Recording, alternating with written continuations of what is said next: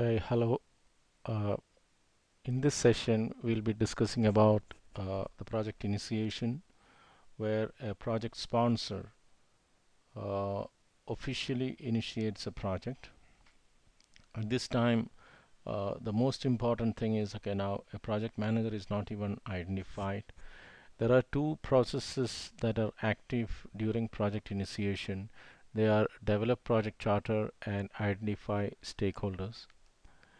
Uh, Under the develop project charter, the inputs for the develop project charter is the statement of work which is prepared even before requesting for proposals by the customer, which is a high level bird's eye view of the project, of the work involved in the project, and a business case of the project which talks about the investment, the return on investment, the payback period, the net present values.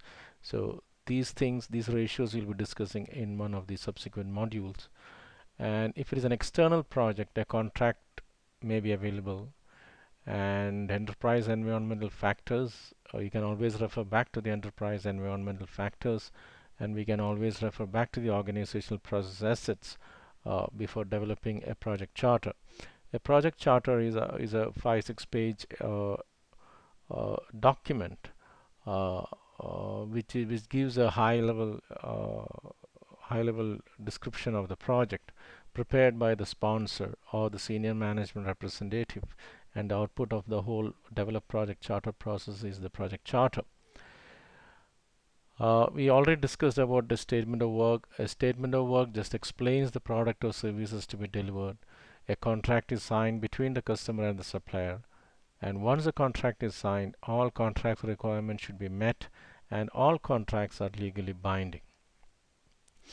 So these are the typical sections within the project charter. We have a project vision, the business case, the goals and objectives, the project deliverables, the resource and cost, constraints, assumptions, roles and responsibilities of the key stakeholders. That means like at least the project manager's roles and responsibilities, and the sponsor's roles and responsibilities will be there.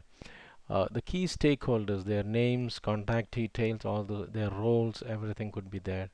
A project manager's name should be there, it's mandatory, and his roles and responsibilities are defined, and it is approved by the sponsor. Because of this, we say that a project charter gives authority to the project manager. That means this is the only document where the project manager's name is there, roles and responsibilities are defined, and approved by the sponsor or the senior management representative. Because of that, we say that it gives authority to the project manager. And here the key thing is any subsequent changes to the charter has to be reapproved by the sponsor, because he is the owner of the document.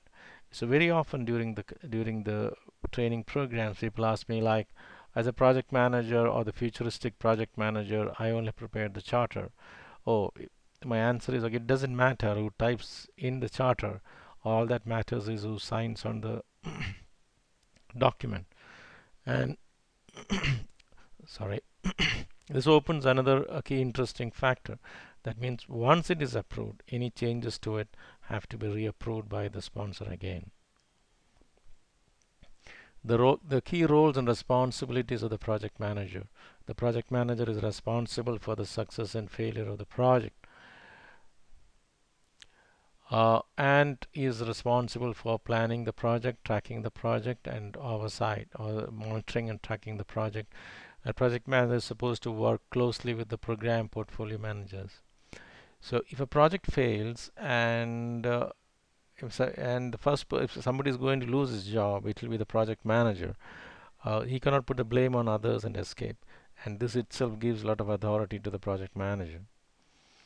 Then the project sponsor roles. So anything strategic to a project are controlled by the sponsor, like approval for starting the project, approval to the cost budgets of the project, approval to the product roadmaps, decision to short close the project, decision to progress into the subsequent phases of the project, decision not to progress into the subsequent phase of the project. So all these things are controlled by the project sponsor. Now, the second process under initiation is identifying the stakeholders.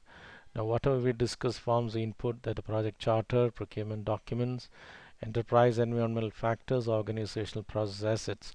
All these things can act as an input for identifying stakeholders, and a stakeholder analysis performed and expert judgment is also considered as a tool, and the output is a stakeholder register and the stakeholder management strategy. So who is a stakeholder? Anybody who is affected positively or negatively by doing a project or by not doing it is a stakeholder. So this was discussed elaborately in one of our earlier modules. And this is the diagram, the famous diagram for framework for strategizing or segmentation of the stakeholders into high power, high interest, high power, low interest, low power, low interest, and high interest, low power segments. And appropriately, we can develop the strategies to deal the stakeholders. Again, a complete explanation of this was given in the module stakeholder management. So please refer back to that. So thank you.